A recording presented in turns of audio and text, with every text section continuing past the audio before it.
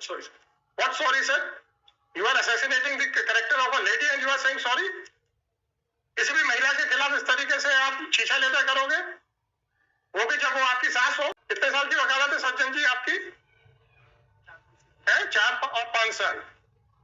आप LLB आपने किस डिग्री में पास की थी?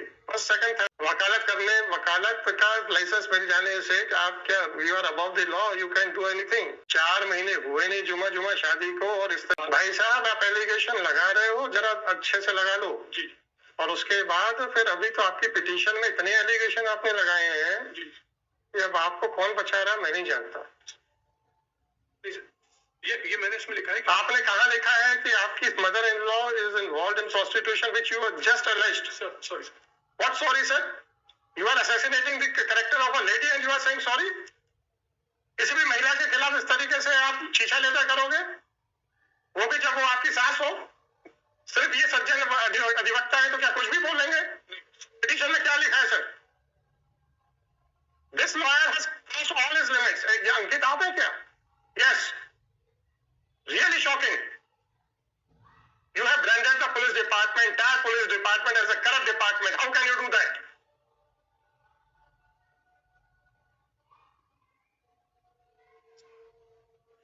मैं आपको डिफेमेशन का नोटिस नहीं दे सकता, otherwise I would have given a notice to you. आइए पैराग्राफ 8 में। कितने साल की वकालत है सज्जन जी आपकी? है 4 और 5 साल। आप LLB आपने किस डिग्री में पास की थी? First, second, third. बस कितने परसेंट मार्क्स थे आपके? कितने परसेंट मार्क्स थे आपके? 64% मार्क्स थे। अच्छी बात है। पैराग्राफ 8 में लिखिएगा, जिससे सिद्ध होता है जारी पत्र का भी पालन जिम्मेदार पुलिस अधिकारी गणों द्वारा नहीं किया गया, जिससे सिद्ध होता है कि भ्रष्टाचार अपने चरम सीमा पे है। ये आपका आरोप है पिटीशन में एफिडेविट के ऊपर। नोटिस दे दूं आपको? आ जाइए आगे जी। पैराग्राफ 12। प्रथम दृष्टया ही सिद्ध होता है कि संबंधित वरिष्ठ पुलिस अधिकारी गण भ्रष्ट पुलिस अधिकारी गणों पर वैधानिक दंडात्मक कार्रवाई करने में लाचार व बेबस हैं। नोटिस दे दूं आपको इसका? वरिष्ठ पुलिस अधिकारीगण भ्रष्ट अधिकारी गणों पर वैधानिक दंडात्मक कार्रवाई करने में लाचार व बेबस हैं। इसका भी नोटिस दे दूं आपको?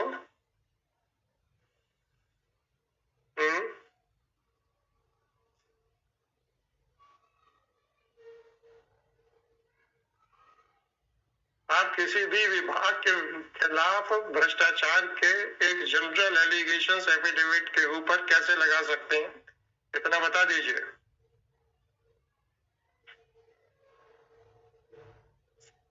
और अभी तो आपने अपनी सास के खिलाफ भी आरोप लगाए कि that she is involved in prostitution.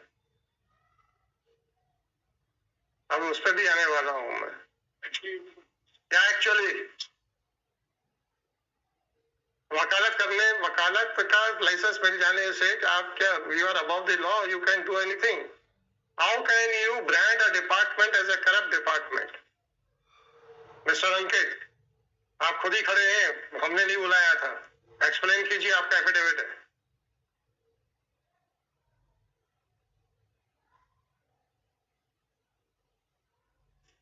Explain कीजिए सर।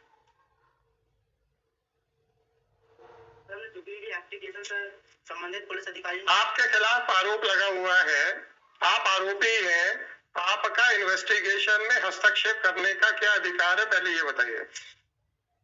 पहले कानूनी रूप से बहस करेंगे सर, उसके बाद हम आप चूंकि आप व्यक्तिगत रूप से इसमें इन्वॉल्व भी हैं, फिर तथ्यों पे आएंगे। पहले कानूनी रूप से बहस कीजिए। एक आरोपी को पुलिस के इन्वेस्टिगेशन में हस्तक्षेप करने का क्या अधिकार है? सर मैंने कोई भी हस्तक्षेप नहीं किया सर। मैंने बस अगर आपको कानून नहीं समझ में आता तो सीधा सा बोल दीजिए मुझे नहीं समझ में आता। Can you direct the investigating agency to investigate in a particular manner?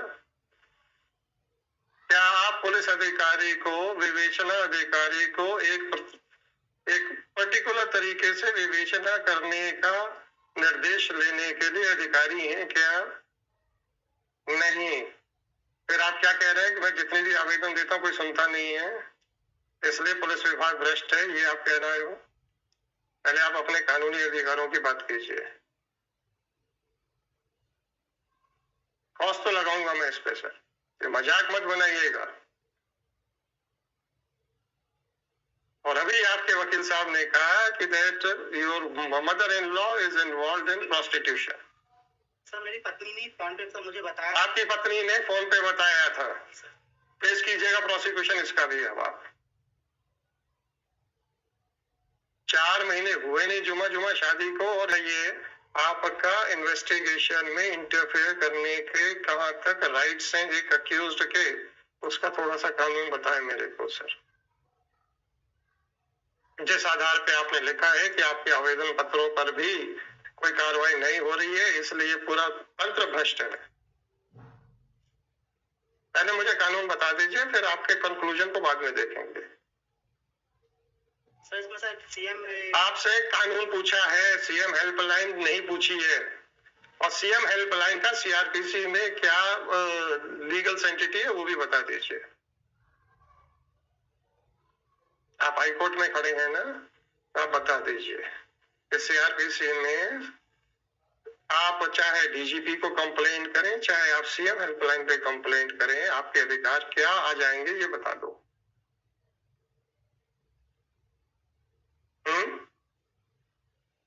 नहीं मानो। और पिटीशन में एफिडेविट पे आपने एक डिपार्टमेंट को भ्रष्ट घोषित कर दिया है। How can you defame the entire department? एक व्यक्ति विशेष की बात समझ में आती है कि साहब ये कारण है, आपने पूरे विभाग को कहा है, तो पहले आप अपने अधिकार बताइए, फिर उसके बाद बात करेंगे। तो बताइए सर, आपके एज एन एक्यूज आपके क्या अधिकार हैं to interfere in the investigation?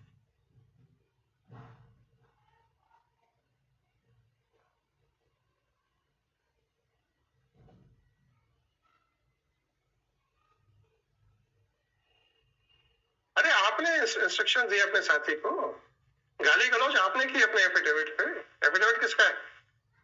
किसी और का होगा तो उसको वो भी लपेटे में आ जाएगा सर। भारत सिंह चौहान कौन है? ये आपके पिताजी हैं? सर हाँ। लड़की चाचा है सर। लड़की ने अपने चाचा पे एलिगेशन लगाए थे सर कि दहेज की मांग वो करते थे सर। ये भारत सिंह चौहान के एफिडेविट पिटीशन में क्यों है?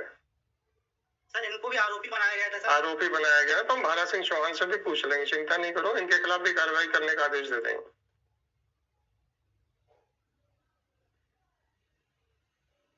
आप मुझे ये बताइए कि एक अभियुक्त को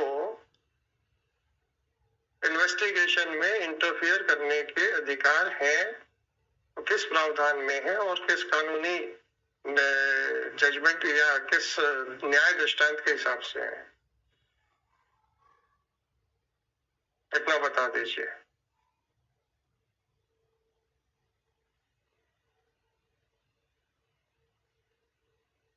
सब पता है तो बोलिए, नहीं पता तो बोल दीजिए हमें नहीं पता, समय मत बर्बाद कीजिए।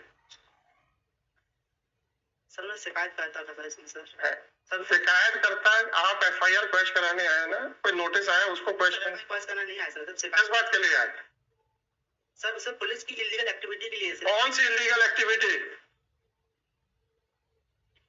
कौन सी illegal activity? Page number 149 sir. 149 annexure sir 20 sir. 20 जी सर। अनेक्शर 20 जी सर। सर इसमें सर हमारी जांच में सर ये पाया गया सर कि तो क्या होगा? उसने कहा था मैं 12वीं पास हूँ फर्स्ट क्लास और आप लोगों निकली 10वीं पास। जी सर। क्या होगा सर इसमें? अपराध बनेगा क्या? क्या बात कर रहे हो और आप यहाँ खड़े होके? कौन सा अपराध बनेगा सर?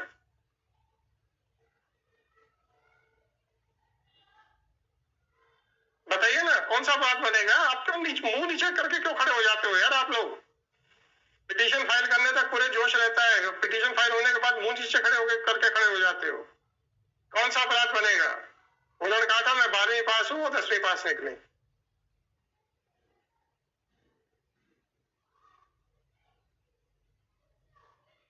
कौन सा अपराध बनेगा भाई जो आप कह रहे हो पुलिस कार्रवाई नहीं कर रही है?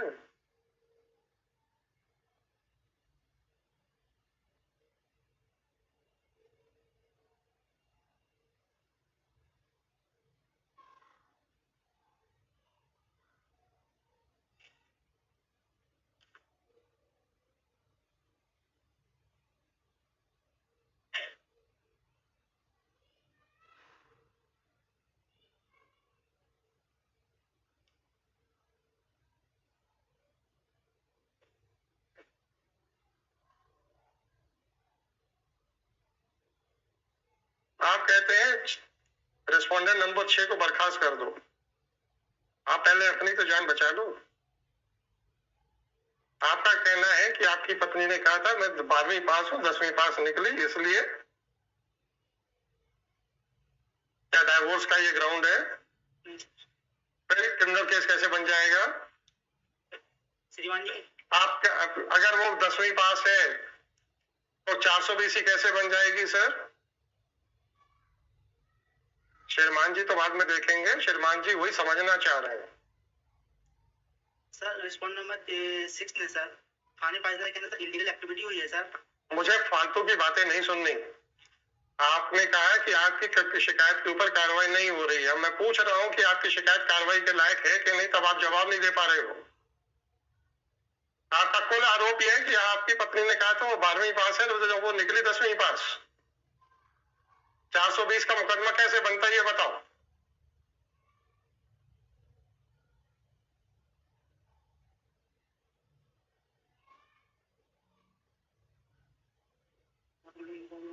उनको क्या पूछ रहे हो यार? आप ही तो वकील हो। गाली गलौज तो पिटीशन में आपने की हुई है। गवाही के बहस के दौरान तो अपनी सास को भी प्रोस्टिट्यूशन के में धकेल दिया आपने। सर मैंने नहीं धकेला सर। अभी आपके वकील साहब ने कहा बोला है ना आपके सामने? पिटीशन हमने कही। आपके सामने बोला है ना वकील साहब ने? जी सर मानिए क्षमा। आपके नहीं, क्षमा नहीं, ये सब रिकॉर्डिंग चली रही है, दुनिया जानती है कि सब यूट्यूब के ऊपर शाम को चले आते हैं, जबकि रूल्स में प्रोहिबिटेड है, उसके बाद भी सब चल रहा है। आपके वकील साहब ने क्या बोला है किसी न किसी ने तो रिकॉर्ड कर लिया होगा। अब आप ये बोलिए कि अगर आपके वकील साहब ने आपके इंस्ट्रक्शन के खिलाफ बोला है तो मैं भी इनको भी नोटिस दे देता हूं। How can you assassinate the character of a women?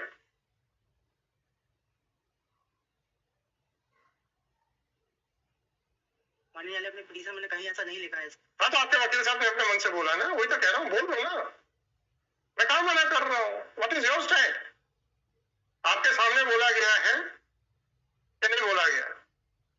नहीं बोला गया है तो मैं अभी इसकी रिकॉर्डिंग निकलवा लेता हूं। बोला गया है कि नहीं बोला गया? सीधे हाँ या ना में जवाब दीजिए। समय मत बर्बाद कीजिए प्लीज सर। बोला गया कि नहीं बोला गया?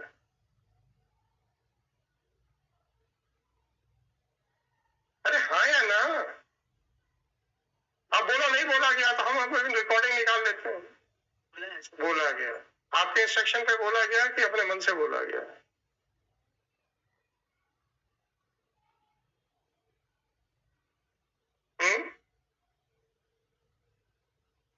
तो स्वीकार कर लिया कि बोला गया है।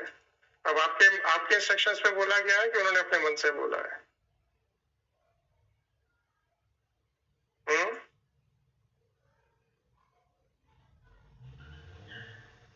बोलिए ना। मानिए इंस्ट्रक्शन पे नहीं बोला गया है। मानिए आपके इंस्ट्रक्शन पे नहीं बोला गया है। बस आपके इंस्ट्रक्शन पे नहीं बोला गया मतलब आपने इंस्ट्रक्शंस नहीं दिए थे बोलने के लिए। वकील साहब अब आप भी तैयार हो जाइए। मैं निवेदन थी, मुझे नहीं मालूम है, हम जो नोटिस दे रहे हैं उसके बाद आप उसका मेरी बात सुनो। मैंने जो भी बोला इंस्ट्रक्शन का ही बोला। लेकिन वकील साहब इन्होंने वकील साहब मैंने इंस्ट्रक्शन दिया था प्रोस्टिट्यूशन का वो काम चलाने के लिए।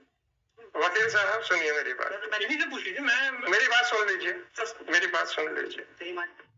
और मैंने ये बोला सर सुन लीजिए, उसमें जो एप्लीकेशन लगाई मेरी बात सुन लीजिए, मेरी बात सुन लीजिए।